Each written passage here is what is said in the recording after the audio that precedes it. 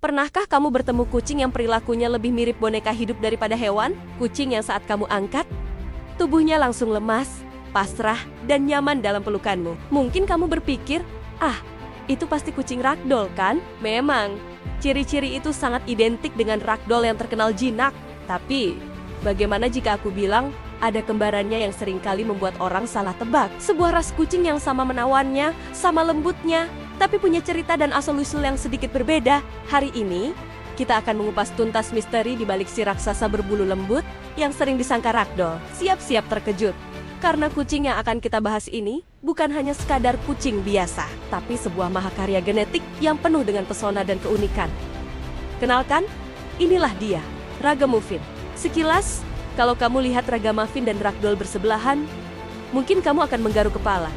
Mereka memang sangat mirip, keduanya sama-sama berukuran besar, punya bulu semi panjang yang halus seperti sutra, dan tentu saja, sifat floppy atau lemah saat diangkat yang menjadi ciri khas mereka. Tapi disitulah kesamaannya mulai menipis, dan perbedaannya mulai terkuak. Mari kita mulai dari sejarahnya, karena disinilah letak akar pemisahan kedua ras ini. Cerita ini dimulai pada tahun 1960-an di California, dengan seorang peternak bernama Ann Baker. Ann Baker adalah pencipta asli dari ras ragdoll. Ia memulai program pembiakannya dengan seekor kucing domestik berbulu panjang bernama Josephine, yang memiliki sifat sangat jinak. Dari sinilah lahir keturunan pertama yang kita kenal sebagai ragdoll.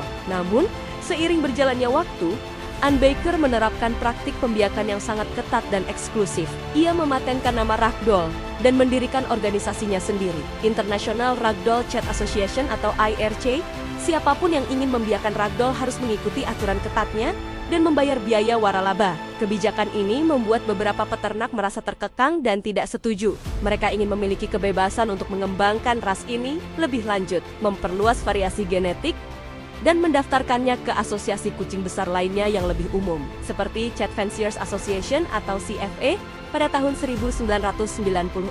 Sekelompok peternak ini memutuskan untuk memisahkan diri dari program Ann Baker, karena mereka tidak diizinkan menggunakan nama ragdoll. Mereka membutuhkan nama baru untuk kucing-kucing mereka yang merupakan keturunan dari garis darah ragdoll asli. Setelah beberapa pertimbangan, lahirlah nama Ragamuffin. Nama ini dipilih dengan nuansa yang sedikit humoris, sebagai pengakuan atas asal-usul mereka yang campuran, dan berawal dari kucing-kucing jalanan. Jadi, pada dasarnya, Ragamuffin adalah cabang dari pohon keluarga ragdoll. Mereka adalah sepupu dekat, bukan ras yang sama sekali berbeda. Inilah fakta pertama yang sering membuat orang bingung. Mereka berbagi nenek moyang yang sama, tapi menempuh jalur pengembangan yang berbeda. Sekarang, mari kita bicara tentang perbedaan fisik yang paling mencolok. Meskipun halus, perbedaan utama terletak pada bentuk kepala dan mata. Kucing ragdoll memiliki kepala yang berbentuk baji atau segitiga yang dimodifikasi, dengan area datar di antara telinga. Mata mereka selalu berbentuk oval dan harus berwarna biru cerah. Ini adalah salah satu standar ras yang paling ketat untuk ragdoll. Sebaliknya, Ragamuffin memiliki kepala yang lebih bulat dan pipi yang lebih tembam, memberikan ekspresi yang lebih manis dan terlihat seperti boneka beruang. Dagu mereka juga cenderung lebih bulat. Perbedaan paling signifikan ada pada mata mereka. Mata Ragamuffin besar, bulat, dan sangat ekspresif. Tidak seperti ragdoll, mata Ragamuffin bisa datang dalam berbagai macam warna, mulai dari hijau, emas, tembaga, bahkan ada yang memiliki dua warna mata berbeda atau yang disebut heterokromia. Kebebasan warna mata inilah yang menjadi salah satu daya tarik utama Ragamuffin. Perbedaan selanjutnya yang tak kalah penting adalah variasi warna dan pola bulu. Ragdoll tradisional memiliki standar warna dan pola yang sangat spesifik. Mereka harus memiliki pola pointed, di mana warna lebih gelap terkonsentrasi di bagian ujung tubuh seperti telinga, wajah, kaki, dan ekor, sementara badannya berwarna lebih terang. Pola ini ada dalam beberapa variasi seperti color point, mitid, dan dua warna. Sebaliknya, para peternak Ragamuffin sejak awal sengaja melakukan persilangan dengan ras lain seperti Persia dan Himalaya untuk memperluas keragaman genetik dan palet warna. Hasilnya, Ragamuffin diizinkan memiliki hampir semua warna dan pola yang bisa kamu bayangkan, mulai dari solid, tabby, torti, hingga calico.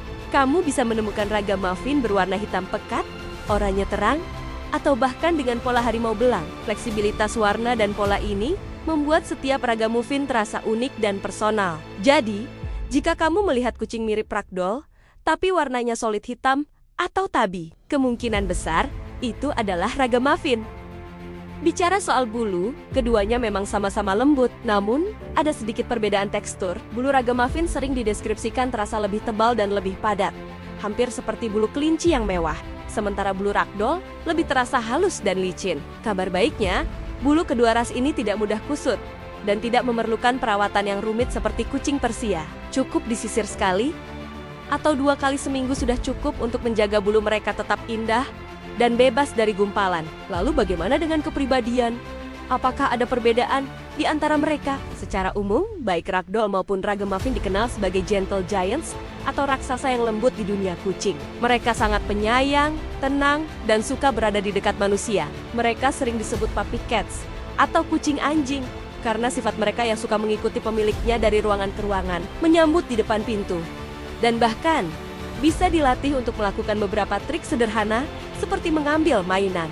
Mereka adalah kucing pangkuan yang sempurna, yang akan dengan senang hati menghabiskan waktu berjam-jam untuk tidur di pangkuanmu sambil mendengkur. Namun, beberapa penggemar mengklaim ada perbedaan temperamen yang halus. Ragamuffin sering dianggap sedikit lebih aktif dan suka bermain dibandingkan ragdoll, meskipun tingkat energinya masih tergolong rendah hingga sedang. Mereka mempertahankan sifat anak kucing mereka lebih lama, sementara ragdoll mungkin sedikit lebih kalem dan tenang. Tapi perlu diingat, ini adalah generalisasi. Setiap kucing adalah individu dengan kepribadiannya sendiri. Faktor lingkungan, sosialisasi sejak kecil, dan pengalaman hidup akan sangat membentuk karakter mereka. Baik ragdoll maupun ragamuffin adalah pilihan yang sangat baik untuk keluarga dengan anak-anak atau hewan peliharaan lain, karena sifat mereka yang sabar dan tidak agresif.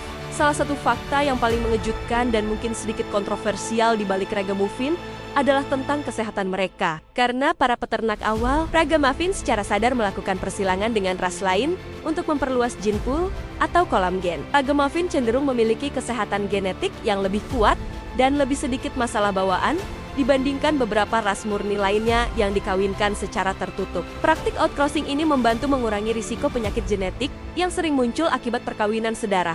Tentu saja, ini bukan berarti ragamuffin bebas dari penyakit. Seperti kucing besar lainnya, mereka rentan terhadap masalah jantung seperti hypertrophic cardiomyopathy HCM dan masalah sendi. Oleh karena itu, sangat penting untuk mendapatkan ragamuffin dari peternak yang bertanggung jawab, yang melakukan tes kesehatan pada induk dan pejantan mereka. Jadi, setelah mengetahui semua ini, mana yang lebih baik, ragdoll atau ragamuffin? Jawabannya adalah tidak ada yang lebih baik. Keduanya adalah ras kucing yang luar biasa dengan kelebihan masing-masing. Pilihan ada di tanganmu dan bergantung pada preferensi pribadimu. Jika kamu menyukai tampilan klasik dengan mata biru yang menakjubkan dan pola pointed yang elegan, ragdoll adalah pilihan yang tepat. Tapi, jika kamu menginginkan kebebasan dalam memilih warna dan pola, menyukai ekspresi wajah yang lebih bulat dan manis seperti boneka beruang, serta mata yang bisa berwarna apa saja, maka ragamuffin mungkin adalah belahan jiwa berbulumu. Pada akhirnya, baik itu ragdoll maupun ragamuffin, keduanya menawarkan hal yang sama. Cinta tanpa syarat, persahabatan yang tulus, dan pelukan hangat yang bisa melelehkan hatimu. Mereka adalah bukti bahwa di dunia kucing, ada ras yang diciptakan untuk menjadi teman terbaik manusia. Mereka bukan sekedar hewan peliharaan, tapi anggota keluarga yang berbulu, besar, dan sangat penyayang. Jadi, lain kali kamu melihat kucing raksasa yang super fluffy dan jinak, jangan langsung menebaknya ragdoll. Coba, perhatikan baik-baik bentuk kepalanya, warna matanya, dan polanya. Mungkin saja, kamu sedang berhadapan dengan si menawan yang sering disalahpahami, sang ragamuffin. Kisah di balik ragamuffin adalah pengingat bahwa terkadang, dari sebuah perselisihan dan keinginan untuk kebebasan, bisa lahir sesuatu yang sama indahnya, bahkan mungkin dengan keunikannya sendiri. Mereka bukan sekadar tiruan dari ragdoll, melainkan sebuah evolusi, sebuah babak baru dalam cerita kucing berbulu lemas yang kita semua cintai. Terima kasih sudah menonton dan menyelami dunia ragamuffin bersama kami. Mana yang menjadi favoritmu, ragdoll atau ragamuffin?